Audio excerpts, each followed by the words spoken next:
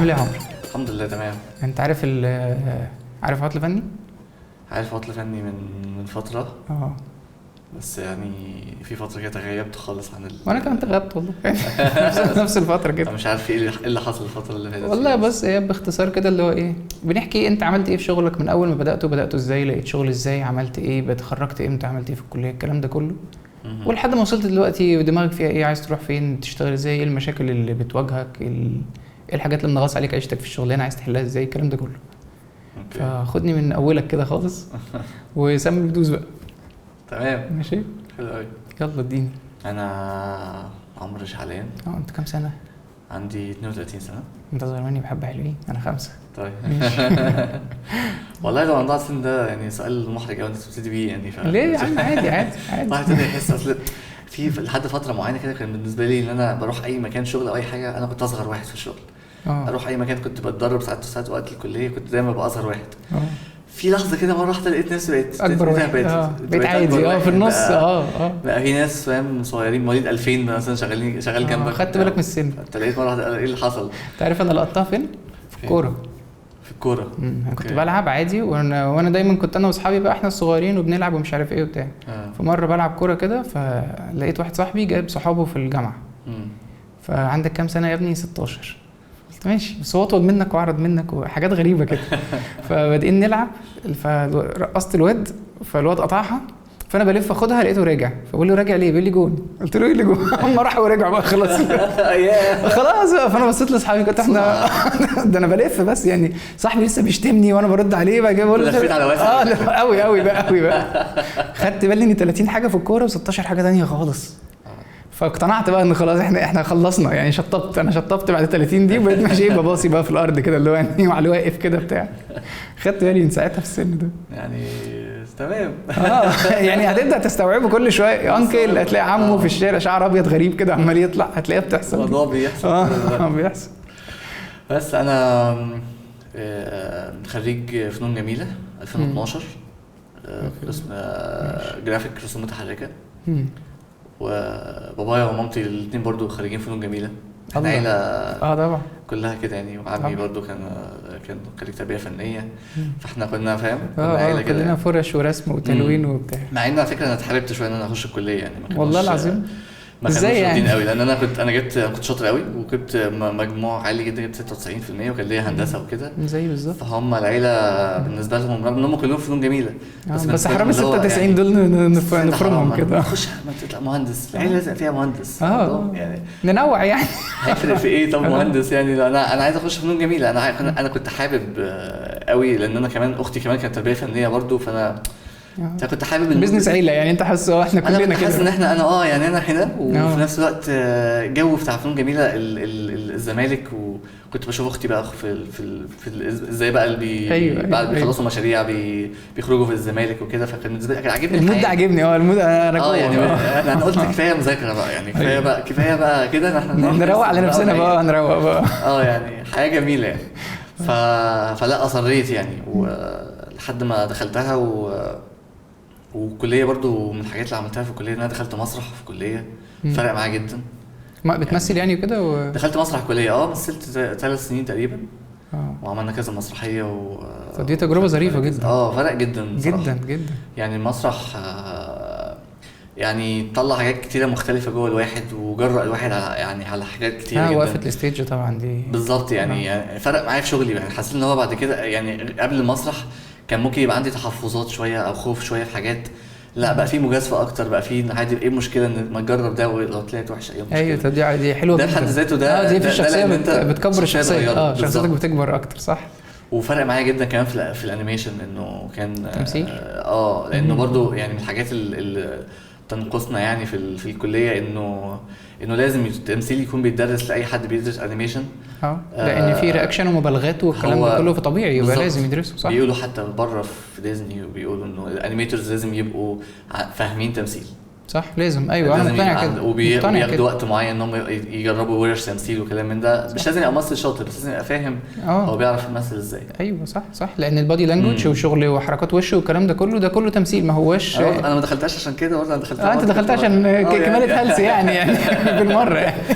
لا كانت لعبه حلوه. وكانت يعني ما كنتش متخيل ان انا هستفاد منها بالشكل ده. استفدت منها كمان ان انا كتبت في المسرح، اتعلمت ان انا اكتب. كتبت الفت ولا كتبت سيناريو بتاع؟ كنا بنالف مشاهد بتاعتنا في المسرح، كنا نعمل زي ورش ارتجال ونقعد نكتب. فبرضه الكتابه برضه من الحاجات اللي هو يعني برضه مفيده جدا. ايوه صح. برضه مش هي ما كانتش جزء من دراستنا في الكليه. بس زودت برضه. بس سبحان الله زودتني جدا. فرقت معايا ان انا برضه ابقى فاهم شويه ان انا عايز اكتب مشهد ابقى بكتبه ازاي. صح. ففي حاجات والله ده حلو قوي. ده حلو بس هي قدر كده ان هي جت كده. صح. بس وخلصت الكليه السؤال المعتاد في موضوع الكليه، الناس اللي بتدرس من بره والناس اللي بتخش فنون جميله، في فرق؟ يعني هل الموضوع مستاهل ان انا اخش فنون جميله عشان اطلع بتاع جرافيك او رسام او ولا ممكن الم الليله من بره؟ بص هو سؤال صعب، بس يعني انا عندي ليه شبه اجابه استنتجتها من كتر الناس اللي قعدت معاهم. ان انت يعني اللي انت قلته ده شربت انت جزء كبير جدا فنيا، وبرضه في نفس الوقت انت قعدت 4 سنين مركز في فنيا بس. فانت استفدت ده. انت لو في كليه تانية مش هتاخده، فهيبقى ده الفرق. وهتدرس بره وانت متسربع، ولا انا عايز اشتغل في خلال 6 شهور مش عارف ايه. يعني عمرك ما هتبقى زي اللي خد 4 سنين خد وقته. انا كنت بقول كده برضو، بس لحد ما اشتغلت برضو في المجال ولقيت ان في ناس كتير قوي في المجال فنانين عظماء يعني. بس موهب صرف بقى، بس ما عندهمش مش خارجين كليات فنون جميله ولا طبيه ولا معهد سينما، وده برضو موجودين جدا. فده يعني لازم نقول الاول انه رقم 1 ان الشخص نفسه لو هو عنده يعني فكره التعلم الذاتي والسيلف توت، ان هو يكون بيعرف يدور على المعلومه، بيعرف يحاول ان هو كده. لان هو لو حتى لو شخص عظيم دخل الكليه بس متخيل ان الكليه هيقعدوا يقولوا له بص اعمل كذا كذا كذا هو ده الصح، ده مش هيفشل.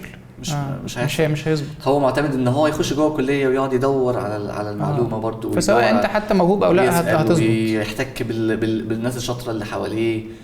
مش هقول لك يخش مكتبه يعني برضو مش قوي افوره دي شويه بس يعني يخش المكتبه وكده لا يعني. بس هي فكره ان هو واحد يقعد يعافر يفرك في مكان اي مكان اللي هو فيه هيتعلم. سواء بقى كنت في فنون جميله، في فنون تطبيقيه، معهد سينما، الشخص الفراغ ده هو اللي بيتعلم، هو اللي بيعدي في اي حته. صح. ايوه صح.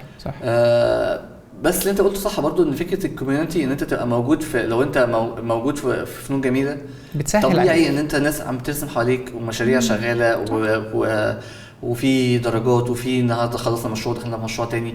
الحياه دي بتخليك ان مود، فاهم يعني؟ ايوه مسهل عليك يعني مسهل عليك تعمل ده اللي انت حابب تعمله. انا كنت متخيل انا لو دخلت هندسه كنت هبقى برضو يعني في المود بتاع الهندسه ومود الكلام ده. صعب ان انا ابقى بحاول اخرج من ده وابقى بحاول اذاكر على جنب الفن الرسم يعني. مش تعرف. واللي بيعرف يعمل كده هو فعلا بطل يعني. في ناس انا كنت متاكد ان في ناس كتير، قابلت ناس بالشكل ده. قابلت حد قبل كده كان هو لسه دلوقتي في 3 هندسه او حاجه زي كده وانيميتر. بعد بستغرب هو عمل كده انت بتعمل ازاي.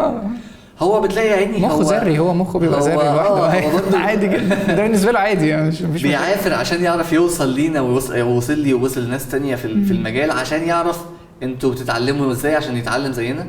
فهو بياخد منه مجهود كبير قوي عشان يعرف يخرج.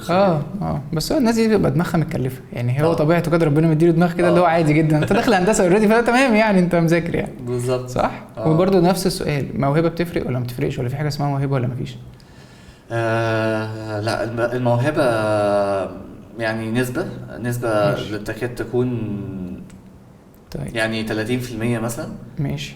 لكن الفرق والمعافره والمذاكره هم دول الكور بتاع كل حاجه. هي دي الشخصيه اللي بتنجح. وهي دي الموهبه بالنسبه لي. لان انا يعني اتذكر ان كان في الكليه كان في ناس اشطر مني دخلت معايا، وكان من اول يوم كنت ببص على شغلهم وبقول مرعب ازاي قوي كده. هو داخل يعمل ايه يعني؟ انا بقول احنا في اعدادي كليه وبيرسم بالشكل ده. بس مع الوقت هو كان حاسس ان هو يعني مش عايز يغير الاسلوب ده. هو وصل للاسلوب، وصل للتكنيك. فشايف ان انا مش عايز اتعلم حاجه جديده، مش عايز اجرب حاجه جديده. وانا كنت مختلف شويه. انا بالنسبه لي ما كنتش واصل لحاجه، كنت عايز اتعلم كل حاجه، كنت عايز بسم الله اي حاجه ارسم ده واعمل وارسم خلفيات وارسم شخصيات واحرك وامثل وكل الحاجات دي كلها كانت كتيره بالنسبه لي. فعلى اخر سنه في كليه انا بقيت يعني عندي حاجه تانية، وهو ممكن يكون عنده نفس الحاجه اللي دخل بيها، ما بقاش عنده نفس البريق، ما بقاش عنده نفس المكسب اللي وقف بالظبط. بالظبط كده. فهي لا هي موضوع معفره جدا كده يعني. طول ما الواحد عمال يقعد يطور من نفسه ويجرب حاجات جديده. صح. يعني انا فاكر موقف مره في الكليه، كان عندنا مشروع كده رسم خارجي، وكان الدكتور عبد العزيز الجندي كان مدينا ان احنا نرسم المشروع ده، نروح نرسم اي زاويه في الكليه باي خامه انت عايزها باي شيء، اعملوا اي خامه اي حاجه. انا عايز اشوف اي حاجه مجنونه منكم واحنا هنقيم الموضوع كده. في ناس طبعا بالنسبه لها اللي هو لما سبت لها الموضوع عايم كده ما عرفوش يعملوا حاجه، طلعوا برده الجواش ورسموا الجواش. انا جبت ساعتها مش فاكر، جبت كوبايه شاي باين ودلقتها على الورق كده، وبعد كده جبت شويه اكوريل ورحت برده دلقته، ورحت جبت قلم جاف وقعدت اشخبط رسمه كده شكلها غريب قوي، وطلعت اديت له سلمت المشروع. المشروع اخذ ساعتها 100%. ممتاز. عمري ما خدت 100%. وده المشروع الوحيد اللي انا يعني حسيت ان انا كرييتيف، انا كرييتيف بجد كده. لا وكمان وقفت اتخضيت ورحت رايح للدكتور قلت له ليه بص عمري ما سالت في اي مشروع خدته في الكليه ليه خدت 100%. 6 رضا الحمد لله. قال لي على فكره هو في ناس رسمت احسن منك وفي ناس عملت مشروع بس انت كنت متحرر. قال لي بس ده انا ما شفتش حاجه زي دي قبل كده، فاديت لك الدرجه دي عشان انت اول مره تجرب الطريقه دي. ايوه ومحدش جرب حاجه مجنونه كده، فانا اديتك الرقم اللي تستحق. ما دي اسمها كرياتيفيتي بقى يعني. فرقت معايا قوي صراحه. طبعا حاسس قد ايه ان انت مجرد انك جربت حاجه اوت اوف بوكس ساعات بتطلع نتيجه هايله افاق لناس ثانيه وتخليك فتحت لك مجال تاني اصلا يعني. صح. فالجرأه برضو مهمه صراحه في الفن. في الشغل بتظبط ولا في الشغل هو في ريتم لازم نقعد نعمل عشان نعرف ناكل عيش؟ والله بص يعني برضو حسب المرحله العمريه اللي احنا فيها. في مرحله العشرينات دايما انت بتبقى عندك طاقه ان انت عايز تجرب حاجه جديده وتعافر وما تاخدش من الطاقه السلبيه اللي في المكان، لان ممكن لو في ناس اللي قاعده اللي شغالين في المكان ده بقالهم قبلك بسنين بيبقى عندهم شويه هبط وشويه، فانت بتبقى عندك تقعد عندهم روتين كده حفظوا العيشه ماشيه ازاي. لحد ما مع واحده بتبتدي انت زيهم خلاص ايه الشغل عايز ايه نخلص عشان يا باشا الحمار غار بطول بص رحت زي الفل ما تقلقش. فهي في طاقه في الاول كده بتبقى عند الواحد الواحد بيفتقدها الصراحه ساعات يعني. انا مفتقدها خالص. بس انا دايما بتبقى عندي في اول اي شغلانه او اي شغل في مكان بقى. انا عندي لحد ما ببعت اول كونسبت يعني انا واحد عايز كذا كذا كذا حاجه ببعت له اول حاجه وانا عارف انا نفسي بهدم الطاقه حتى لو عجبته. انا متعود ان هو هحبط بعدين يقول لي لا بعدين بعدين هنبدا نخش في تعديلات طب زود له رجل ثالثه وعارف الحاجات دي. اوكي. فانا هي اول الشغلانه اول 10 دقائق فعلا هم انا ببقى كده بعد كده بهبط خلاص ما بقاش عايز اعملها اصلا اللي هو اكل عيش بقى اللي هو يلا. هو مشكلتي كمان ان احنا فول تايم يعني مش صح مع شغلانتنا مش مناسب مع شغلانتنا بشكل كبير. يعني انت عندك مزاج يعني انت بتعملوا ايه فنانه دماغ صعبه الصراحه. ايوه وكمان يعني بيصعبوا عليا البروديوسرز في الشغلانه دي ان هم دايما بييجوا يتكلموا معاك يقول لك هتاخد منك وقت قد ايه انت بتبقى انا نفسي مش عارف اللي هو والله ما عارف يا باشا يعني انا مش عارف يعني سيبوني اقعد كده شويه مع نفسي يعني انا حاسس تاخد يوم او 10 يعني ما في الرينج ده ايوه اللي هو فاهم بيبقى بالنسبه له قيمها ازاي اقول انا ايه طب للكلاينت هو بيبقى عايز يحط الرقم ده عشان يعرف يبعت سعر ويعرف يمشي ناس ثانيه حواليك. الله يعينه طبعا. فالله يكون عون البروديوسرز في الشغلانه دي يعني. صح مفيش وفاق ما بيننا وبين البروديوسرز خالص. مفيش وفاق ما بين اي حد اصلا يعني مفيش انت بتعمل مع نفسك خلاص. انا اعتقد والله يعني انا مقتنع ان انا لازم اشتغل حاجه انا اللي بديها للاند كاستمر للاخر يعني زي الكوميكس انا بحبه قوي عشان انا برسم للطفل واحطها في المجله والعلاقه انتهت لحد كده. الطفل بقى هو اللي بيستقبلني فده بالنسبه لي هو ده العلاقه المثاليه في الفن. اوكي صح يعني انا شايفها كده لو انا مثلا هشتغل في استوديو انيميشن او استوديو 3 دي او مش عارف ايه انا مش عايز اشتغل مع كلاينت. احنا هنعمل لعبه ونديها للناس تلعبها بس كده.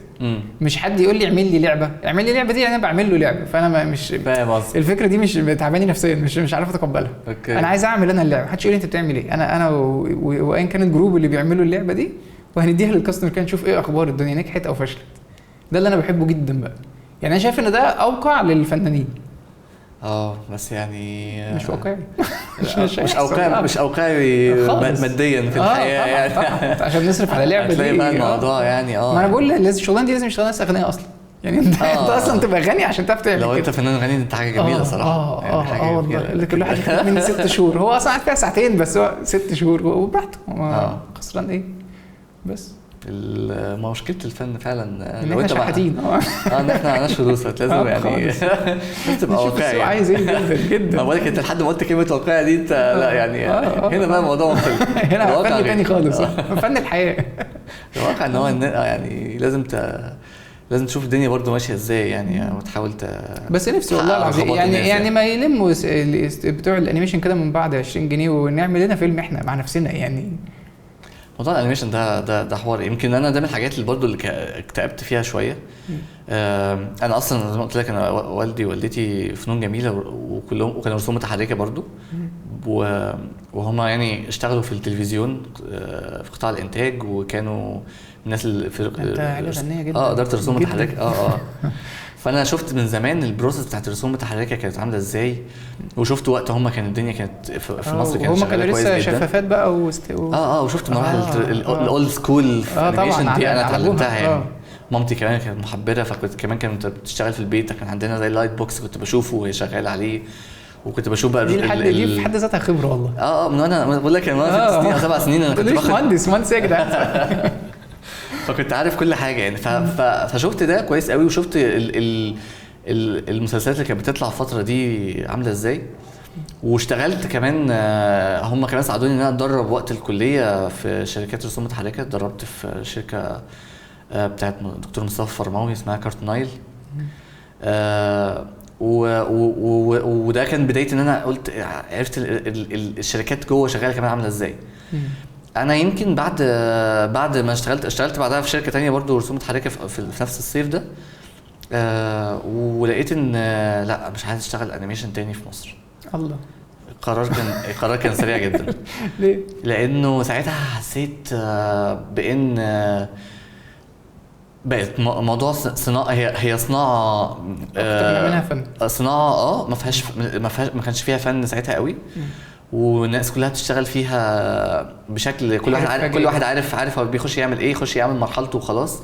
لكن الاوتبوت او المنتج النهائي كان ما فيهوش اي روح فنيه او حتى تنافس يقدر ينافس الحاجات اللي احنا بنشوفها بره. لقيت المستوى ما بينه وما بين اللي انا طول عمري بشوف الافلام اللي ابويا وامي جابوها لي في حاجه تانية خالص غير اللي احنا بنعمله هنا. المستوى ستيل بعيد جدا، مع ان هم بيقولوا ان هي دي نفس الطريقه. فحسيت ان في حاجه غلط. وكمان يمكن كنت شايف كمان الاندستري بتقع بسبب ان كلهم كانوا معتمدين على انتاج التلفزيون. التلفزيون هو الوحيد اللي كان بيشتري كل المسلسلات في مصر وكل الاعمال. فاللي حصل ان مره واحده التلفزيون قرر في 2010 ان هو ما يشتريش، فالشركات كلها قفلت. فمره واحده الناس كلها بقت قاعده في البيت. بلس كمان بقى ان في 2010 طلع توم بوم، وابتدى ان هو مره واحده بقى في برنامج بيختصر شركتكم كلها، بيختصر 10 افراد، بدل ما بقى في واحد بيحرك، واحد بيحبر، واحد بيلون، واحد بيسكان، واحد بقى كل ده بيتعمل ان واحد بس بيعمل كاركتر، يبيلد الكاركتر على التوم بوم وهو يفرخه وهو كمان اللي يحركه. وبقينا مره واحده بنستغنى عن مئات من الناس عشان في خلاص واحد بيعرف يشتغل على التوم بوم او على المو والانمي ستوري. لو دخلنا في الاي اي هنزعل قوي. الاي زعلنا جامد. ربنا يستر. ده جاي. بلاش نتكلم في الاي اي بقى في الاخر. طيب يعني في الاخر كده ان هو زعل بس يعني نجيب الناس في اخر نص ساعه يعيطوا معانا كده. هتلاقيني قلت كات ومشيت بقى. انا عيط مش موضوع مخيف جدا. خلينا في الاخر حوش الكآبه يعني فاهم، نعيطهم كده يعني. بس فانا ساعتها لقيت ان لا، انا كنت حاسس ان دي حاجه غلط يعني، في حاجه هتحصل غريبه. فقلت لا يعني. وانا في الكليه كنت عارف ان انا مش هشتغل رسوم متحركه في مصر قوي. وده اللي خلاني اشتغلت في يعني من 2012 اشتغلت على طول في الاعلانات.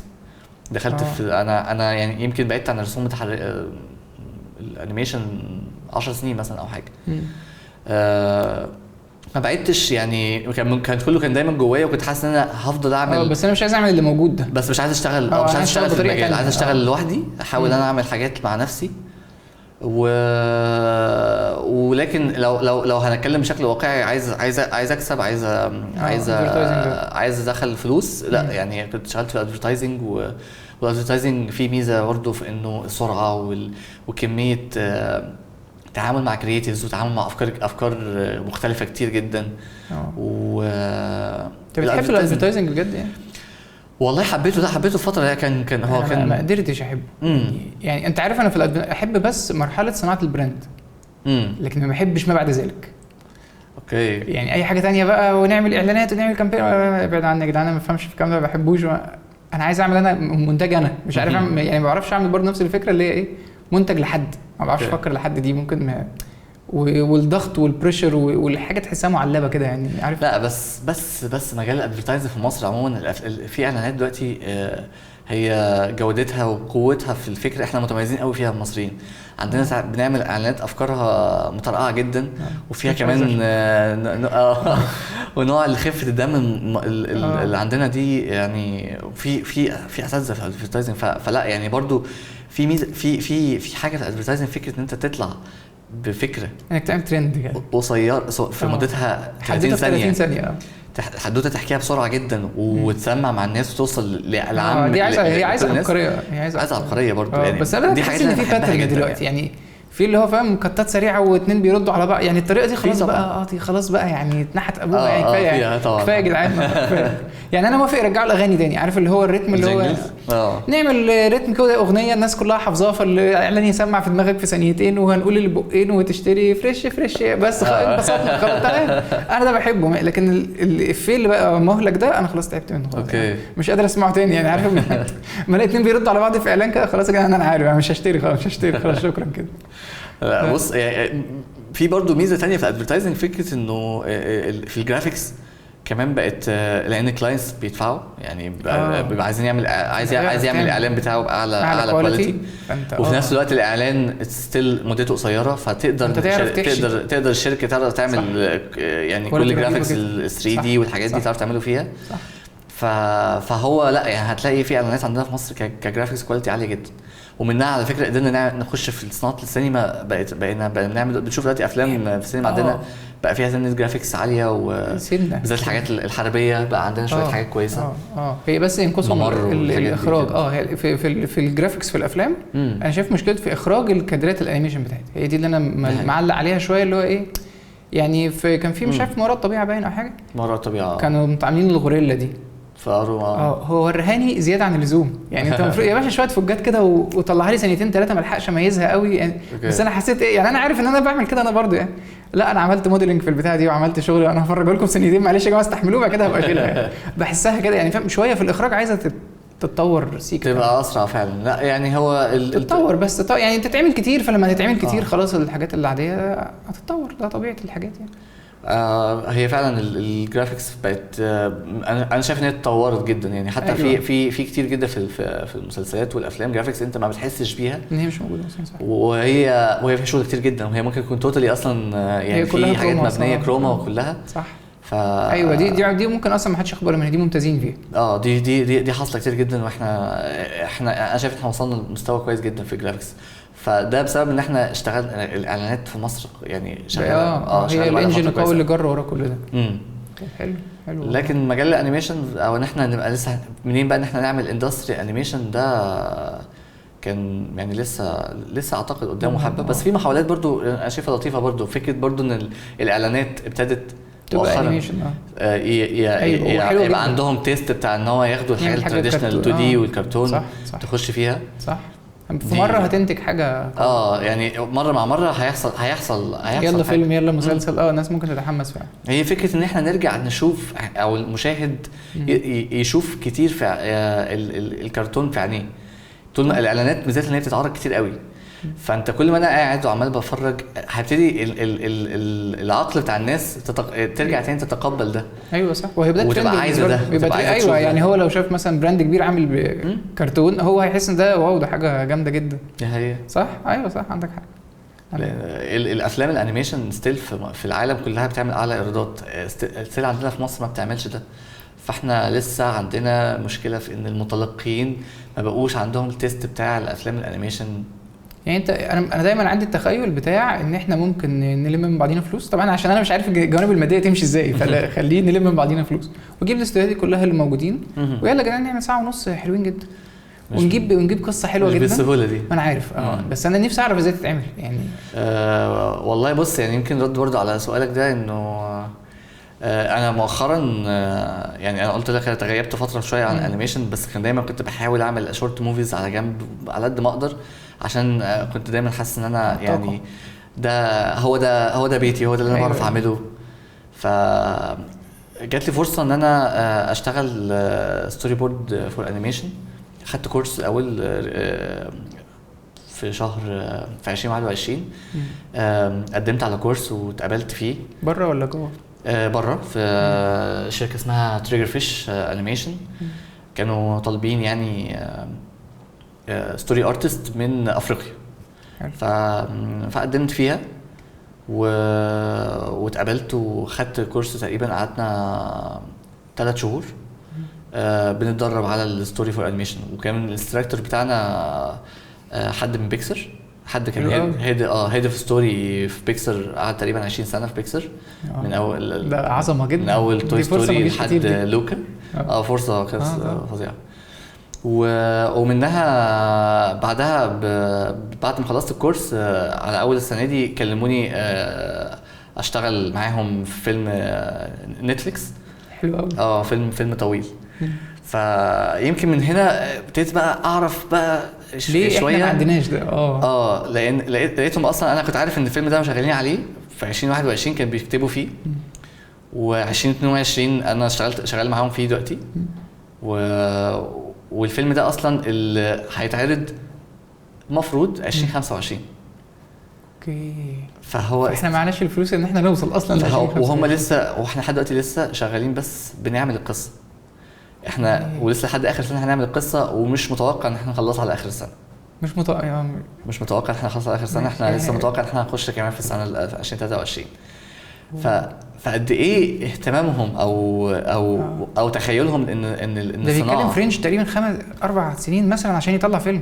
5 سنين. وهو اول سنتين بيكتب ويعمل ستوري بورد وبيعمل كاركترز وبيعمل كونسبت ارت. يعني كل ده لسه سكتشات. يعني كلها اسمها فتره البري برودكشن. قد ايه هم بيدوا فتره البري برودكشن حقها. وعادي جدا. احنا ما عندناش حاجه اسمها بري برودكشن. احنا عندنا فين البرودكشن؟ انت بتبدا البرودكشن فين؟ هو فين؟ وما هي برضه هي دي المشكله. في الاخر هل في مين هيقدر يدفع فلوس ينتج يدفع فلوس للناس شغاله لمده 2 سنين بيكتبوا بس وبيشخبطوا وبس وما فيش اي اوت. لو مستثمر ماسك هيتجلط هيموت. يعني هنموت 5-6 قبل ما حد يصمد معانا كده. فهي مش يعني هي دي اللي تنقصنا فكره ان يبقى في انتاج فاهم الصناعه دي بتكلف قد ايه. الصناعه دي بتكلف تقريبا يعني ممكن الفيلم يكلف $80 مليون او حاجه زي كده، او $100 مليون. ده اغلب تكلفه الفيلم. أيوة.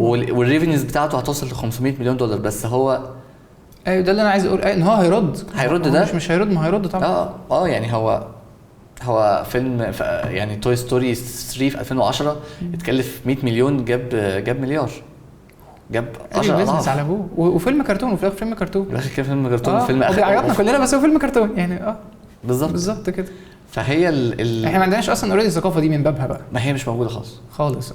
عشان كده بقول احنا نلم من بعض. يعني احنا نلم من بعض والله. 100 مليون جنيه حتى يعني نلمهم ونعمل فيلم على ميه بيضه كده وزي ما يطلع يعني. هي دي والله نفسي والله. اصل لازم واحنا يعني انا شايف ان احنا لازم يبقى عندنا جيمز بتاعتنا وافلام بتاعتنا. ما ينفعش نبقى احنا اخرنا يعني. احنا كويس ان اخرنا اعلانات مثلا 30 ثانيه وبتاع، بس لازم يبقى عندنا حاجه اكبر من كده. ما هو برضو الموضوع ليه علاقه بان انت برضو عندك المتلقي محتاج ده ولا لا. انا برضو يعني بقى عندي الصراحه يعني احباط لما بحس ساعات افلام في السينما، حتى افلام بيكسر وديزني ما بقتش تخش عندنا السينما، ما بقتش تعمل ايرادات يعني. ايوه ماشي. لا هم عندهم شويه توجهات عجنت شويه في الاخر، بس هي دلوقتي بتتفرج على نتفليكس. يعني بتتفرج على نتفليكس دلوقتي مثلا. يعني في مثلا كام فيلم كده لوكا على مش عارف ايه الحاجات دي، بس هي كانت موجوده في ديزني بلس ونتفليكس بتتفرج عليها وخلاص. بس هل هي عامله الرواج اللي حاصل بره لا بره بقى الافلام بقت حتى كمان الشريحه العمريه يعني كل الناس بتخشها. هو فاميلي موفي يعني في الاخر. أيوة ده مثلا فيلم فاميلي موفي. بس الافلام اصلا بره في العالم كله ما عادتش يعني الناس ما بقتش بتروح سينمات زي الاول اصلا. انت بتتكلم عن التوجه طبعا ديجيتال بقى أيوة اعلى بدليل ديزني كلهم خلاص بقى رايحين للديجيتال بلاتفورم. ده في افلام بيقول لك لا ده انا مش هنزله اصلا في السينما، ده انا هعرضه بس على البلاتفورم بتاعي. فده اعتقد ان السينما في العالم كله بتجيب اخرها يعني فاهم في مرحله بتهبط كده. فماشي لو هو بنتفرج على البلاتفورم اكيد بيبقى برودكشن بفلوس اقل شويه. والله اللي انا شايفه حاليا برضه ان احنا عندنا منصات العربيه يعني ممكن تبتدي ان هي لان هي ابتدت تنتج مسلسلات عربيه لان لقيت ان كونتنت وناس بقت بتجاوب جدا مع ده مع المسلسلات اللي بينتجوها. فلا انا شايف ان هم برضه ليهم دور دلوقتي ان هم ممكن ينتجوا بس ينتجوا له بادجت شويه عن حاجه اللي تتعرض في السينما يعني. مسلسلات هو في الاخر برضو الناس يعني احنا كلنا دلوقتي بقى الحياه سريعه جدا، فبالتالي انا احب اخش اتفرج على مسلسل لو 10 حلقات مسلسل 5 دقائق انيميشن انا ممكن اتفرج عليه جدا. زي لاف ديس روبوتس ده صح مثلا. لاف ديس روبوتس وده سهل يتعمل عظيم يعني. ده مش سهل يتعمل فنيا بس هو سهل يتعمل انك تعمل 10 دقائق 10 مرات ما فيش مشكله في ده. انت ممكن 10 استوديوهات يعملوه صح. هي فكره لاف ديس روبوتس الفكره دي ان هو استوديوهات كتيره لو كل استوديو خد سنه وما فيش مشكله ياخد سنه، انت بعد سنه عندك 10 حلقات وهيسمعوا حلو قوي. انا اعتقد ده حل يعني اوسط، بس الناس برضو ان هي هتصرف جامد برضو بالظبط تقريبا نفس رينج الفلوس لان هم 100 دقيقه. ومتهيألي برضو هي محتاجه شويه ان احنا يبقى عندنا برضو ريسورسز، عندنا ناس تشتغل في المجال برضو. احنا عندنا الارتست ستيل قليلين يعني ما يقارنش مثلا لو نتكلم على فيلم باز لايتير مثلا.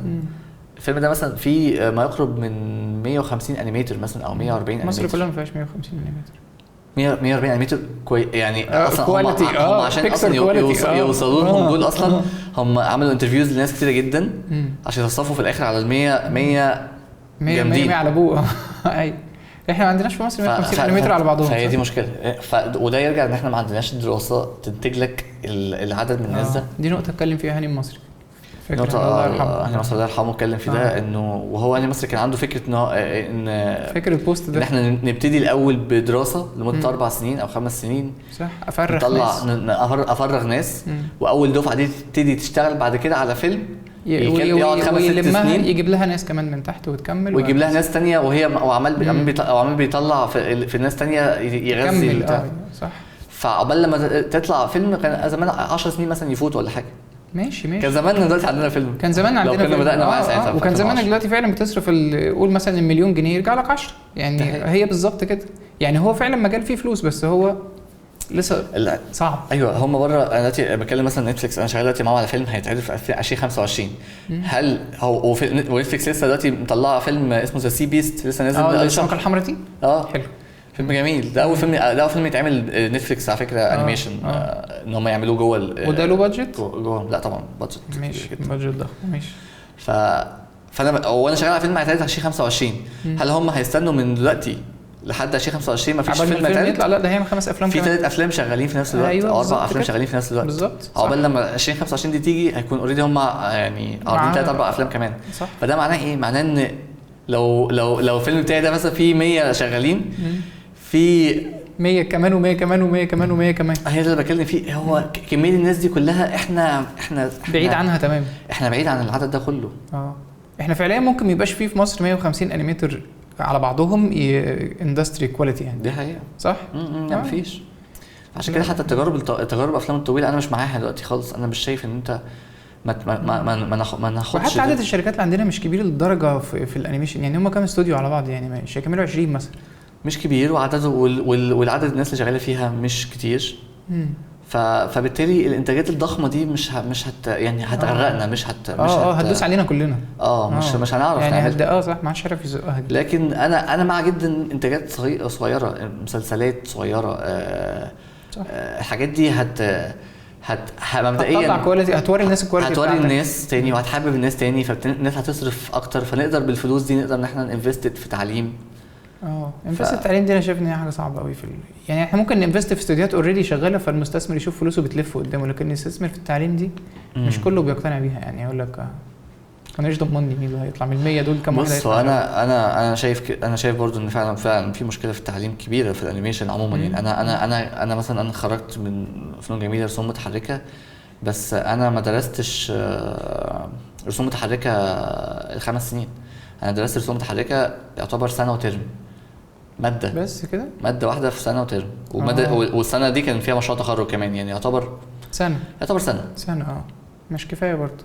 فالسنه دي والسنه مش كلها رسوم متحركه، كانت ماده دي ماده من المواد، ماده من ضمن 6 مواد مثلا او 7 مواد. فانت وصفت كورس 6 شهور في الاخر اللي انت خدته بره هي بالظبط تقريبا يعني. لا الكورس انا اخدته كان كورس مخصص جدا في الستوري تيلينج. يعني فهمت حاجه عمري ما كنت اعرفها في حياتي، يعني فكره ازاي الستوري تيلر ده يعني هتكلم في شويه تفاصيل ليها علاقه بالستوري بوردنج. ان هو ان الستوري بوردر ده بيعمل حاجات كتيره جدا. هو شخص لازم يبقى فاهم اخراج، صح، يبقى يعني عنده رؤيه اخراجيه لانه بيتخيل مشهد وبيتخيل كل حاجه فيه. لازم يبقى فاهم كتابه، لان وهو بيكتب وهو شغال في المشهد ممكن يلاقي ان الجمله دي مثلا ممكن يزود جمله، ممكن يغير جمله، ممكن يلاقي ان ترتيب الجمل ممكن يغيره فيفرق. هو عارف الايقاع اللي هيبقى حلو في تمام. لازم يبقى فاهم كاميرا، ولازم يبقى فاهم يعني ايه عدسات، وفاهم يعني ايه عدسه قريبه وعدسه واسعه وعدسه ضيقه، ويبقى فاهم مستوى النظر واعلى مستوى النظر. كل شغل الكاميرا لازم يبقى فاهم كويس قوي. ده فاهم عايز حاجه ديستورتد وحاجه مش ديستورتد، كل دي ليها لغه وليها معنى. رابع حاجه فاهم ستيجنج، فاهم يعني ايه اوقف ناس مين قريب من بعيد اللي هو في المسرح اللي هو ميزانسيه الحركه كمان. لو انت مثلا ودي اتعلمتها في المسرح، انت ده يتحرك ازاي وده يمشي ازاي وده يخش جوه ازاي، كل اللغه الحركه دي لازم برضو يبقى فاهمها، لان هي بتترجم في عقل اللي بيتفرج، فهو لازم يبقى بيقدمها له، مش بيجيبها بالصدفه كده. ولازم يبقى فاهم في الاخر، لازم يبقى فاهم مونتاج برضو، والمونتاج ده برضو يعني فن عظيم. يعني ازاي انت مش مجرد بتحط حاجات على تايم لاين، انت بتكتب الفيلم تاني وانت بتحطهم على التايم لاين، صح. فالخمس حاجات دول في الاخر بيصبوا على شخص واحد بس اسمه ستوري بورد ارتست، مش اللي هو بيعمل بوردات. ايوه دي حاجه تانية. البوردات اللي دي حاجه تانية خالص، اللي احنا نعمل بورديه ويلا مش عارف ايه وكده. وانا اشتغلت على فكره، يعني هو يعتبر مخرج يعني. طبعا هو يعتبر هو اللي بيخرج الشكل الاساسي، بيخرج طبعا. هو اللي بيخرج يعني انت هترسم فوق اللي هو عامله، والمخرج بس هيعدل حاجات بسيطه نادرا يعني ما هيعدل، بس هو ده بيخرج الفيلم بالنسبه لي بالظبط. فاحنا اصلا المفهوم ده كله مش موجود اصلا. يمكن ما يكونش الستوري بوردنج ما افتكرش ان انا يعني شفت حد يعني درس. ممكن يكون في معهد سينما بيدرسوا ستوري، يعني بيدرسوا ستوري بورد وكده، لكن بالتفصيل ده بالحاجات اللي عرفتها جواها ده لا، يعني الموضوع طلع اعمق واكبر بكتير من فكره ان مره الواحد بيدرسوا شغلانه وناس بيدرسوا فن. يعني بالظبط، انت ازاي تشتغل ستوري بوردر فده اللي هتاخده هنا، لكن ازاي تبقى فنان في الستوري بورد دي حاجه تانية بقى خالص. هم في الاخر بقى بيحكموا على الشخص اللي بيعمل ستوري بورد ده بايه، ان هو شخص مش ما فرقش معاه انه يكون بيرسم كويس، ما فرقش معاه اي حاجه في عدد كادراته ولا ما فرقش معاه كل الكلام ده. يفرق معاه ان هو ستوري تيلر حلو ولا. ايوه بالظبط. في الاخر بيقول لك ان الشخص ده بعد ما عرف كل الحاجات دي هل بقى بيعرف يحكي؟ عنده الحكايه. ايوه بالظبط. فهي دي هو شبه الكوميكس شويه الستوري بورد جدا. هي تقريبا هي نفس الاستراكشر تقريبا. الكوميكس احلى لان هو ما عندوش كمان بقى فكره الكادر المقفول اللي انا هبقى شغال دايما هات واحد كده وواحد كده. عيش الموضوع اوسع. وعلى فكره انا ما عرفتش اعمل كوميكس خالص. انا بعشق الكوميكس. انا بص انا ما اقدرش اقول انا ما بكره الكوميكس، بس انا مش فان. انا مش بيج فان في الكوميكس. يمكن كتير من الناس اصحابي بيضايقوا مني واقول لهم كده، بس انا بس لا اقدر اقول لا الكوميكس يعني ميديم لوحده اكتر كمان بقى من الستوري بورد. ان انت بتتخيل الالوان وبتتخيل ساعات بتتخيل الكتابه انت اصلا لو بترسم انت بتكتب، فانت لازم الاثنين مع بعض. انت بترسم وتكتب كمان مع بعض، والكتابه كمان تبقى موجوده فيجوالي، فانت كمان ازاي بتوظفها، فانت لازم عندك كمان جرافيك ديزاينر جواك ساعات. فلا الكوميكس يزود علينا قلت كمان بقى أيوة كام لاير كمان تانية. ايوه يعني بقول لك انا ما بحبهاش قوي بس انا بقدر ان هي كمان اصعب كمان من الستوري. هي بالنسبه لي من احلى الحاجات هي الكوميكس، لان برضو حتى التاني الشاشه ممكن يبقى فيه حد معدي حد رايح حد جاي، لا الورقه وانت قاعد مع كتاب كده مع عيل صغير في اوضه بتقعدوا تحكوا حدوته تضحكوا انتوا الاثنين، لا دي متعه بجد يعني لما تجربها مرتين ثلاثه. بس الافلام برضو متعه برضو في حته ثانيه. الافلام ابعد. لا الافلام اوقع لانك سامع وشايف وبتتحرك برضو عنصر الصوت يعني والمزيكا لا في حاجه ثانيه. ازاي الحاجتين دول بيفرقوا قوي.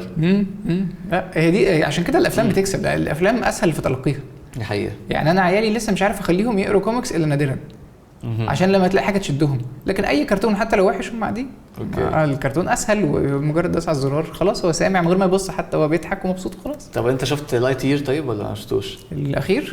لا مش هشوفه. مش عايز تشوفه؟ لا مقاطع لهذا مقاطع. لا متضايق منهم جدا جدا يعني الكونسبت كله على بعضه مضايقني جدا. يعني انا هم نفس البلد يعني هي نفس البلد. يوتيوب في فتره قالت احنا هنمنع اي اعلانات بتستهدف الاطفال. ماشي. فبقى كل الناس اللي هم مجدادو والناس اللي بيعملوا اغاني الاطفال والكلام ده كله مش عارفين يحطوا اعلانات، لان هم شايفين وعارفين ان غلط تاثر على طفل عشان يشتري منتج. فانت بقى بتاثر لي على طفل عشان تغير هويته الجنسيه او ده انا معتبره جريمه بحد ذاتها. طب يعني ولو كبار يعني الشريحه الكبار انت قطعت عشان انت ماشي انا كنت ماشي انت بعد ما كبرت ماشي يعني انا بقرف من الحاجات دي اوريدي، بس انت لو هتعرضها ماشي ما تعرضها، دي ثقافتك انت حر فيها. انا ممكن اجريها لو انا عايز، انا كبير وفاهم اعرف اعمل ايه بالظبط، لكن طفل ابني مش هيفهم يعني. انا بص الموضوع قعدت افكر كتير قوي فيه وكنت حاسس ان هو في حاجه يعني انا مش مع ان هو طبعا الطفل يشوف الكلام ده خالص الفتره دي. كنت شايف ان هم من الاحسن ان هم ما دام الفيلم بقى فيه الماده دي موجوده جوه الفيلم، وهي على فكره هي قصيره جدا، هي تقريبا مش مهم بس ليها امباكت. يكون مثلا لقطتين ثلاثه في اول الفيلم. بس انت لو عملت فيلم بلس 18، لو عملت فيلم ان هو اللي يشوفه يبقى كبار في السن، انا شايف ان ساعتها ما كانش هيبقى عليه حرج. ماشي. ما انا كان يعني خلاص انت كده اوريدي الكونتنت ده موجود، مش موجود بس في افلام الانيميشن، موجود في كل الافلام. فانت خلاص يبقى امنعه عن كل الشريحه العمريه دي، واي شريحه اكبر من كده عايز يتفرج عليه هيتفرج. ماشي ده ما عنديش مشكله، وهو واعي كفايه ان هو خلاص ده بالنسبه له مش هيأثر فيه. بلس 18 انت لما بتخش على نتفليكس بلس 18 يقول لك عنف ودم ومش كل حاجه غلط انت عايزها، ماشي انت حر، عايز تتفرج انت حر، انت عارف انت فاهم انت خدت القرار بنفسك. لكن طفل هيشربها غصب عنه. انا بيصعب عليا الصراحه لان افلام يعني فيلم زي لايت يير او افلام زي لوكا والحاجات دي، فيلم بيبقى فيه كميه معاني حلوه. انا مش معترض مؤثره فينا يعني. يمكن افلام توي ستوري اول لما طلع الجيل بتاعنا. ايوه انا لسه بحب توي ستوري وبتفرج عليه كل ما يجي. يعني يمكن يكون معنى الصداقه يعني اتاثر فيا من جوه صح في الوقت ده صح. فبزعل قوي لما الاقي ان متخيل ان اللي جاي كله هيبقى كده. لان خساره المعاني دي، خساره قد ايه هم فعلا عندهم مش عارفين يتفرجوا على حاجه عشان كده. ما ده اللي انا بقوله يعني. هم ليه اختاروا كده؟ عشان هم عايزين هويتهم كده، ثقافتهم كده، توجههم كده بره الاطفال يا جماعه. يعني سيبوا الاطفال، احنا الاطفال بنربيهم ايه وممكن يعملوا ازاي تبقى بطل، ازاي تبقى جدع، ازاي الحاجات كلها الاخلاقيات اللي احنا كلنا متفقين عليها. لكن انت هتحط لي اخلاقياتك انت بس وتجبرني انا عليها او تعرضني عيالي، هقف انا لازم اقف، مش هقدر اسيبك تعمل في عيالي كده. ده منطق بسيط جدا ومبسط جدا، وهم عارفين كويس تاثيره. لان انت في الكوميكس مثلا من اخر كام سنه بدات تدخل السياسه، بدات تدخل الحاجات دي، فانا اوريدي خلاص فهمت ما بيعملوا ايه. لا احنا لازم نخلي شي هالك. ليه يا عم شي هالك؟ عشان بس يبقى في شي هالك، عشان هم بيدعموا الفكره دي.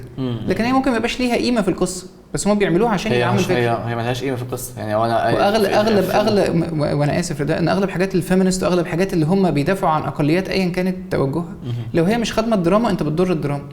ودلوقتي احنا شايفين ده، احنا دلوقتي شايفينه كتير جدا. انت ممكن فيلم كامل بيتبني عشان يسبورت حاجه، بس هو فيلم اي كلام. ده حقيقي. طب انت كده بتعملش سينما. يعني انت في السينما في الاخر هي حدوته حلوه، اعمل لي حدوته حلوه. ده رقم واحد. انا لو حدوته مش حلوه مش هتفرج. صح. لو في بقى حاجات جوه جه الكوز او جه الحاجه انت عايز تدعمها او جت فرصه او القصه مبنيه على كده بس القصه حلوه تمام. لكن ما تعملش الفيلم كله مبني على ده عشان بس تدعمه. بالظبط. ده زي ما تقول مسيس يعني بشكل ما، هم زي ما يعني معمول لسبب مش معمول للسينما نفسها. فانا برفض ده كله على بعضه. يعني انا بقعد في فيلم كده 10 دقايق ليه تمجيد في حاجه ما، في منظومه ما، في شكل ما، اعطونا فيلم حلو، اعطونا فيلم حلو نتفرج خلاص، نضحك نقعد ننبسط شويه اكشن اي حاجه انا موافق، بس اديني الكونتنت حلو. فده انا صراحه ما عنديش قليل صراحه يعني. وانا معاك صراحه جدا في ده. يعني انت اخر فيلم شفته حلو ايه حتى بره الانيميشن؟ اخر فيلم شفته حلو ايه؟ يعني سي بيست كان حلو بصراحه، كان من الافلام اللي شايفها لطيفه. ماشي. انا بالنسبه لي كل افلام مارفل مع اني بحب الكوميكس نفس الحدوته. هي نفس الحدوته. لا انا مارفل بالنسبه لي لا مش ودي سي برضه يعني معمول مربحه جدا والناس عشان الفانز 14 سنه بتكسر السينما في مصر. ايوه الفانز 14 يعني سنه. دي بكلمك فيها، دي مختلفه بقى عن افلام الانيميشن. الافلام مارفل بتكسر الدنيا في مصر، ايرادات عاليه جدا. الفيلم بيخش اي ماكس وبيبقى بيقف فتره طويله عشان الفيجوال مبهر والفايت سينز مبهره فطبيعي يعني ده طبيعي. الموضوع مش علاقه بالابهار، ليه علاقه بالكونتنت. الناس اللي عندنا في مصر متقبلين فكره السوبر هيرو بيحبوها جدا. ايوه صح. لان افلام ديزني مثلا زي لوكا مثلا نزل اسبوع ومشي ما فيهوش فكره السوبر هيرو وفيجوالي حلو جدا.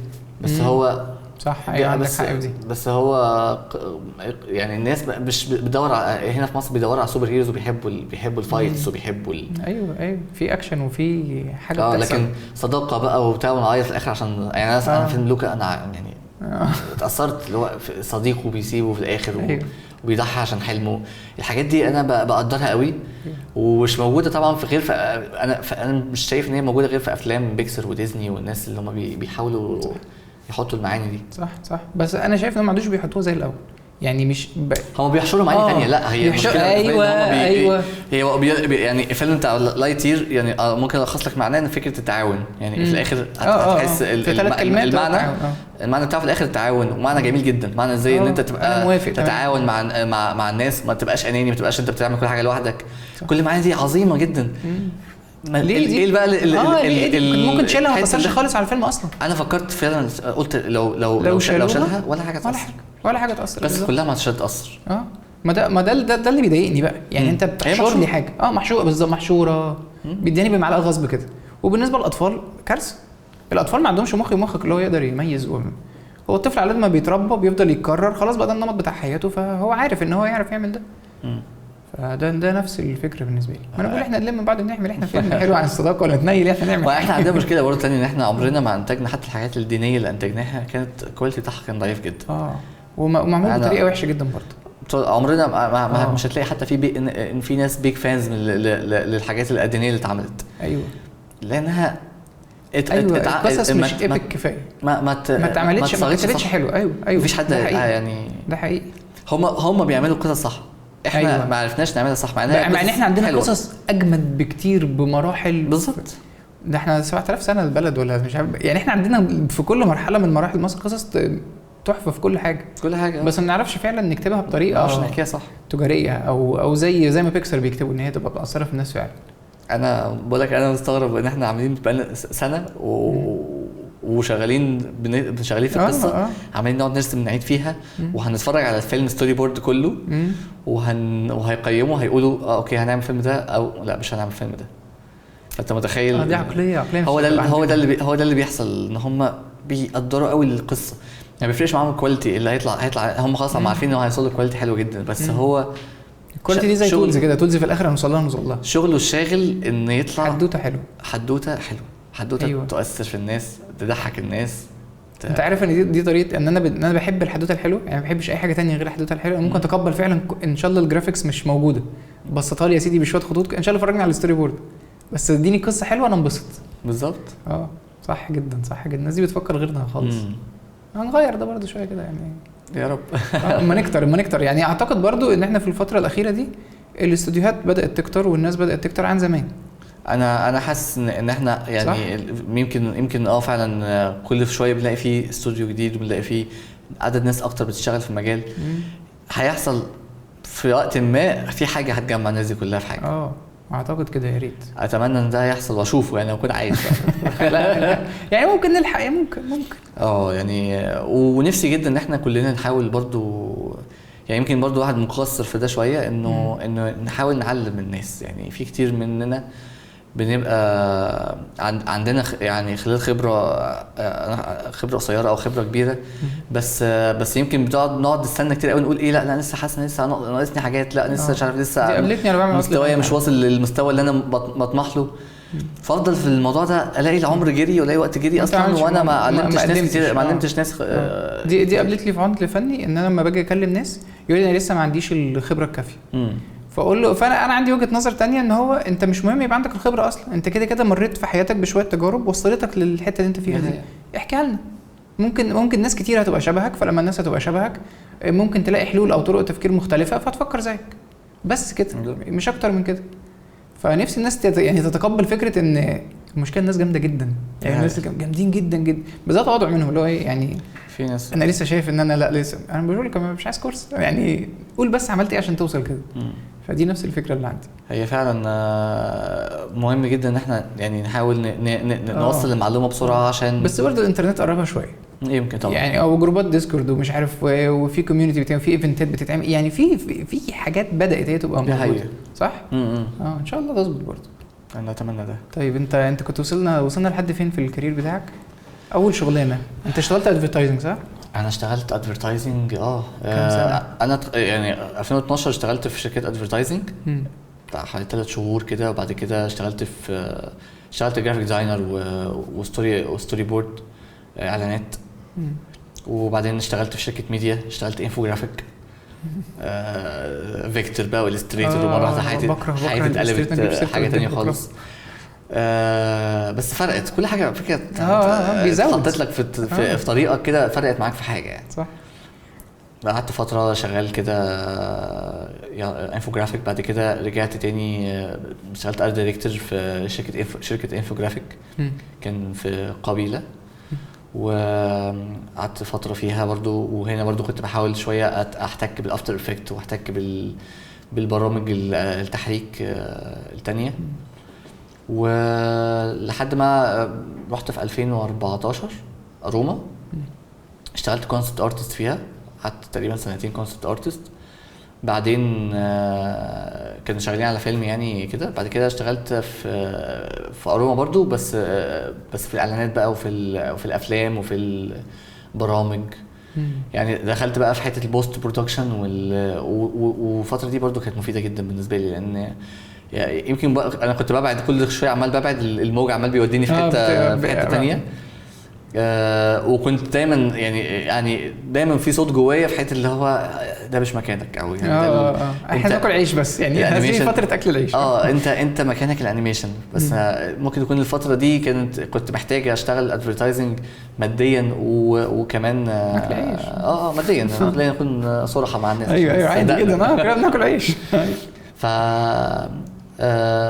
بس هو الادفرتايزنج بحد ذاته مفيد جدا في سرعه رتمه، في الكواليتي اللي بتطلع منه، في الاحتكاك بانواع انماط مختلفه جدا من الاعلانات ومن المسلسلات، تترات مسلسلات، تترات برامج، الحاجات دي كلها. واروما من الاماكن المفيده جدا، متعلم قوي، لان الناس اللي بتشتغل فيها مستواهم حلو قوي، وبتحتك بانواع كتيره جدا من الناس. 3D والموشن جرافيك هي فيها كميه اقسام كتيره جدا.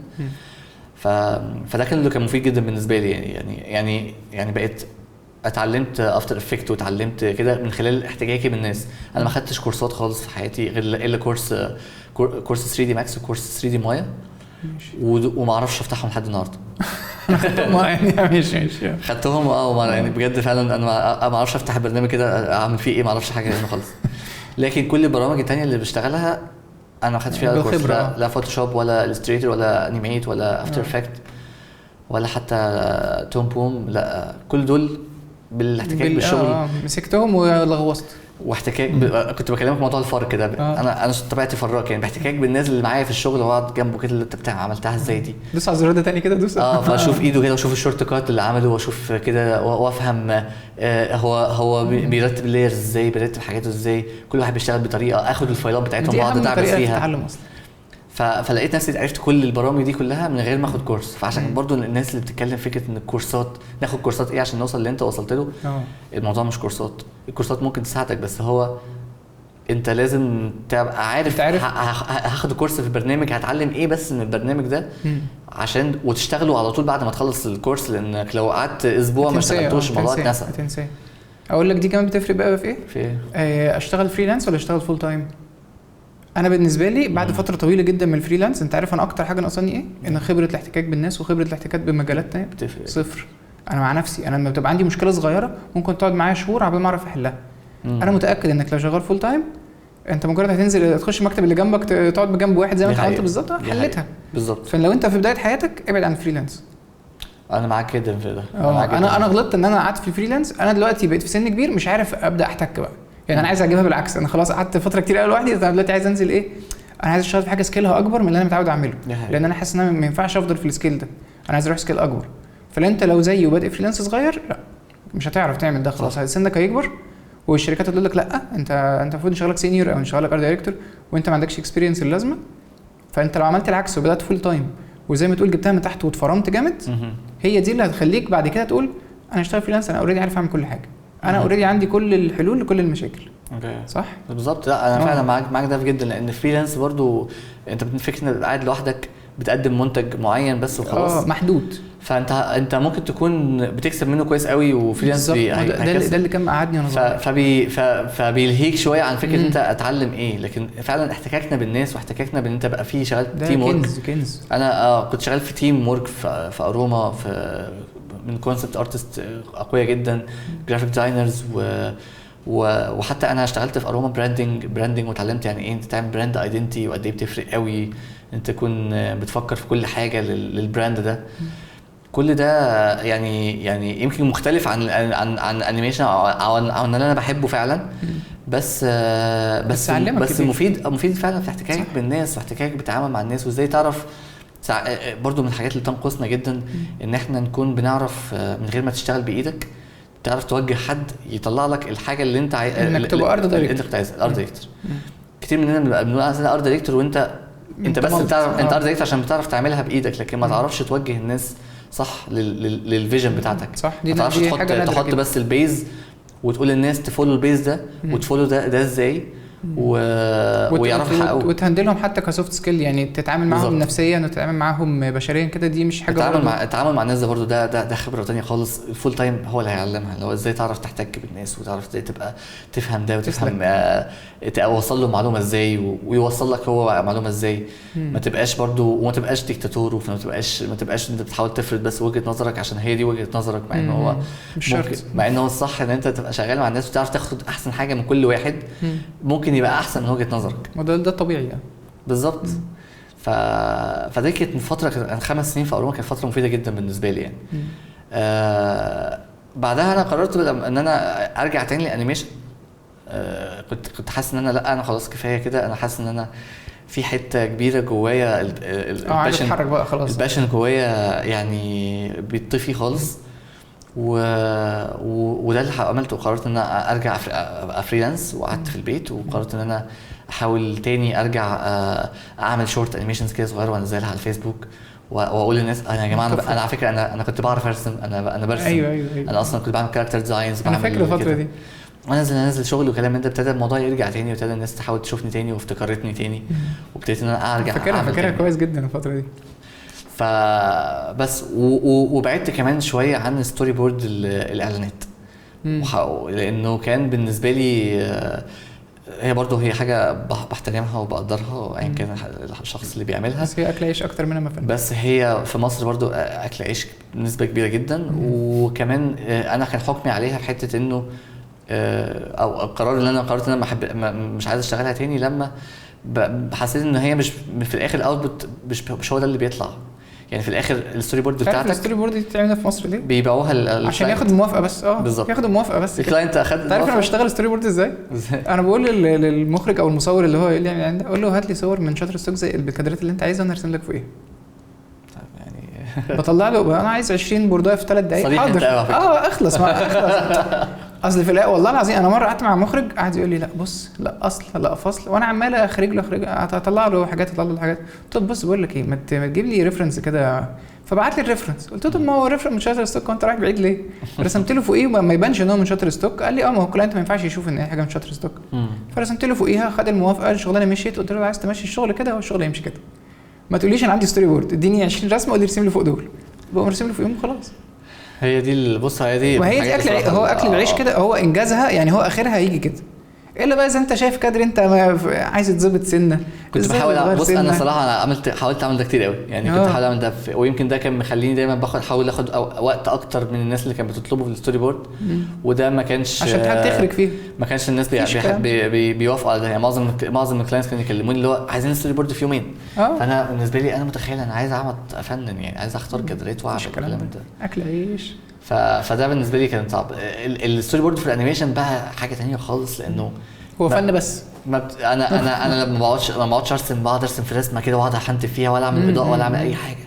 هما الناس بيقعدوا يقولوا لي يعني عايزين منك بس انت بتحكي ازاي، هترسمها شغبيط، هترسمها مش عارف ازاي، صح ان شاء الله ستيك فيجرز ما عندهمش مشكله، ستيك فيجرز بس حكيتها صح، حكيتها حلو، انبسطنا وحسينا ان احنا اندمجنا خلاص. هو ده بيطلع كده في الاخر، فكره ان هو يطلع زي ما انت عملتها بالظبط. دي متعه طبعا تشوف شاشه متلونه ومتقفله دي جون يعني. انا مؤخرا على فكره كنت بعمل ميوزك فيديوز وكنت بحب قوي في ده، لان برضو من الحاجات اللي كانت بحسها حلوه يعني الانيميشن ميوزك فيديوز، ودي مش موجوده كتير في مصر يعني. ايوه صح. فكنت بحس برضو ان انا بينك فلويد بيعملوا حاجه كده. بينك فلويد لا هو بره على طول شغالين ده يعني. بس في مصر تلاقي حاجات قليله قوي يعني. هي ليركس فيديوز بتتعمل بس بتبقى يعني مينيمال يعني. بس فحاسين برضو ان ده برضو من الحاجات الكويسه اللي ممكن نحاول نعملها. فيها ستوري تيلينج برضو، بيبقى فيها سن ستوري تيلينج مع مزيكا لطيفه وبتطلع في وقت بسرعه، وممكن تبقى برضو يعني مربحه اكثر من فيلم. ايوه صح. فاعتقد ماشيه يلا يا جماعه نحاول نبص على المجال ده شويه ونحاول نشتغل ونحاول نعملها. لان هي انت اخر حاجه عملتها بتاعت دنيا سمير غانم صح؟ دي كانت دي اخر حاجه دي ظريفه جدا. انبسطت بيها جدا. برضو وقتها ما كانش كبير بس انا حابب ان احنا نعمل حاجات زي كده ونكتر ولو وقتها اكتر شويه نزود فيها انيميشن اكتر. حاولت يبقى فيها تراديشنال، بس تراديشنال كان تقريبا 30-40% منه، فما كانش مش هينفع نعمل اكتر من كده. بس لو كلها تراديشنال تبقى حاجه عظيمه. بس هكلف كتير تراديشنال، المفروض هكلف كتير وتاخد وقت كتير. هم ساعات بيبقوا مستعجلين اللي هو عايزينها برضو عايزينها ننزل بيها هي شبه الاعلانات سنه بس مع مزيكا حلوه يعني. مع مزيكا حلوه فممكن تعرف تحكي فيها حدوته يعني حلوه دي. فنفسي الناس تاخد بالها منها يعني، من الحاجات اللذيذه. حلو. وعلى فكره هي برضه ممكن تتعمل يعني بيرسونال بروجكت للناس. ممكن تبقى هات مزيكا انت عندك ولا ارسم عليها واعمل شويه حاجات وبتاع ونزلها، فالناس هتشوف. تاخد كوبي رايت ودي شافش بس مش مشكله. بعد شويه الصوت هتبقى ميوتد بس مش مشكله يعني. حاول تشوف اغنيه قديمه شويه ممكن. بس انا شايف ان هي يعني حاجه لطيفه لو الناس بتدور على حاجه فكره عايز تعملها وعايز تنزل بيها وتعمل شويه تستعرض نفسك حتى كانيميشن. اعمل دي صح، حلوه جدا. طيب بس خلاص. انت اخر حاجه انت كنت فتحت شركه ولا كنت بدات انت خلاص خلصت انك تشتغل فريلانس خلاص؟ والله يعني كان في تجارب للشركات يعني كنت بحاول فيها، بس لا يعني كان الفريلانسنج كان هو المركز فيه اكتر، لانه كنت بحاول شويه عايز ارجع للانيميشن، مش عايز ارجع ان انا اكون بشتغل للماركت هنا يعني. لان الماركت هنا لازم اركز في الادفيرتايزنج ولازم اركز في ده. مش ينفع انيميشن بس صح. فلكن انيميشن بس انيميشن 2 دي ما كانش موجود. فكنت حاسس شويه ان انا لا خليني اركز شويه في الفريلانسنج. بيطلب مني كاركتر ديزاينز، بيطلب منك باك جراوندز، بيطلب منك انيميشن ساعات. ومن هنا رجعت الاندستري انيميشن بره يعني. لقيت ان هو ده المجال اللي شغال يعني. حلو جدا حلو جدا. فلا يعني الانيميشن جميل وحلو، بس طبعا في ألم للناس اللي بتشتغلوا، لانه مش بيلاقي الفرص الكتيره اللي ينفع تشتغل. يمكن في مصر دلوقتي فرص كويسه في شركات بيشتغلوا مسلسل ديزني يعني. انا بالنسبه لي انا بحب التراديشنال انيميشن اكتر، بس هو عايز صبر قوي ان انا اقعد اطلع 25 ثانيه اطلع ثانيه 25 رسمه عشان اطلع ثانيه يعني. بس كتير على الواحد يعني، عارف ما عنديش خلق لده كله. هي كوميكس اخري بس انا كنت انيميتور في يوم من الايام برضو، كنت بحاول كده. معاناه ما اعرفش الانيميتور اللي بيشتغل الشغلانه دي ازاي، بالذات لو هو تراديشنال. حب يعني الفتره الاخيره دي. عارف كريم ادم؟ قال لك انا بدوخ جدا يعني. كان بيدوخ وفاكر ان هو عنده حاجه بقى مش منطقيه، وبعدين في الاخر طلع فقرات رقبه دايسه. ما انا اللي كنت راسم له الصوره اللي هو بيقعد بيبقى قاعد. ايوه، ما احنا كلنا قاعدين كده، هي طبيعتنا كده. فبرضه جانب من الشغلانه دي الناس تاخد بالها منها، مشاكل الظهر ومشاكل الايدين، مشاكل الرقبه ومشاكل الاعصاب ومشاكل كل ما تتخيله يعني بيجي بس من القعده دي. فاتمنى الناس تاخد بالها، لان انا شفت كتير جدا وخصوصا مع الوقت. انا عندي مشاكل دايما في رقبتي، بتوجعني دايما جدا من هنا. لازم تاخد بالك، لازم تلعب رياضه معاها يعني. ما ينفعش ما تلعبش رياضه بشكل ما، او حتى راجل بتاع علاج طبيعي كده يبقى صاحبك يعني، تاخد صديق. بس انا كسول قوي في موضوع انا بلعب رياضه بلاي ستيشن شاطر قوي. انا ممتاز برضه، انا بطل العالم في القعده على الكنبه. ماشي جدا. انا زيك بالظبط، انا ما بقومش. لا انا بس كسول قوي صراحه يعني. حلو. ما اعرفش اتحرك كتير كده، بس لازم يا ابني، ما ينفعش. طب اخر حاجه ننكد على الناس شويه في الاي اي بقى. الاي اي والله الاي اي لا مخيف يعني. انا الناس بتقولوا لا ان هو استحاله هيوصل، بس هو وصل لحته كبيره، هو وصل وعدى.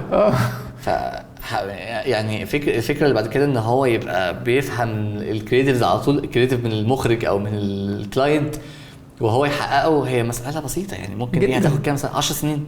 مش هتاخد والله، ما هتاخد 10 سنين ولا سنه. مش بقول ولا سنه. غريب. اقول لك انا اخر حاجه شايفها اي اي ايه، كوميكس كلها ماسكه بعضها معموله بالاي اي. طيب يعني احنا قلنا انه ممكن يطلع صوره وصوره مش شبه، لا ده عمل كوميكس يعني بانلز ورا بعض، والكاركتر هي يعني من الكاركتر شكلها ما بيهربش منه بتاع. طب انت عايز ايه تاني؟ وبعدين شفت بتاع الانيميشن اللي هو خد مكتبه الانيميشن كلها اللي في كل حته، وعمل الحركات لوحده. هو قاعد يفكر في الحركات لوحده. طب ما خلاص كده يعني. بتوع الانيميشن هيعملوا ايه؟ هيروح بس البرنامج يقول له انا عايز الحركه كذا كذا، يديله الفريمات اللي يرسم عليها وخلاص كده. وممكن محتاجش. هو لسه لا هو حاليا لحد دي اللحظه لسه، بس انت شايفها قدام عينيك خلاص. انا الخوف من اللي جاي، لان هو سريع يعني. هو وصوله للمرحله دي كان سريع جدا. واللي جاي ممكن يبقى اسرع يعني. اقول الحته اللي مضايقاني ان احنا كرسامين اما بنيجي مثلا عايز تعمل رسمه جديده بتعمل ايه؟ بتدور على ريفرنس على النت، صح؟ تقعد تتفرج كتير على ريفرنس، تتفرج على مود بورد، تتفرج على مش عارف ايه، بعدين تطلع على الحاجات دي. هو مجمع كل الريفرنس من منذ بدء الخليقه، اي حاجه موجوده على النت هو بياخدها في المكتبه عنده، بيفكر فيها كلها في ثانيه. انت يوم ما هتتفرج على كام رسمه؟ 100 200 تقعد ساعتين تتفرج، هو بيتفرج على كام مليون رسمه في الثانيه الواحده. مش ممكن. لا مش ممكن. وبعدين بيحط كل ده ويطلع نتيجه. طب احنا عمرنا ما هنعرف ننافسه اصلا يعني. هو على السقف بعيد قوي قوي قوي. فانا مش عارف ده هيروح فين يعني. عايز اقول له هيروح النار، بس هو يا ريت والله يعني. بس هو مش هيروح النار معانا يعني. في البيت احنا كده هنقعد في البيت. لا هو يعني هو هيحصل حرب ما بيننا وما بين الاي اي. ما مش هنكسبها لان هو اكتر، هو عنده ريسورسز اكتر. حرب ما بين ده.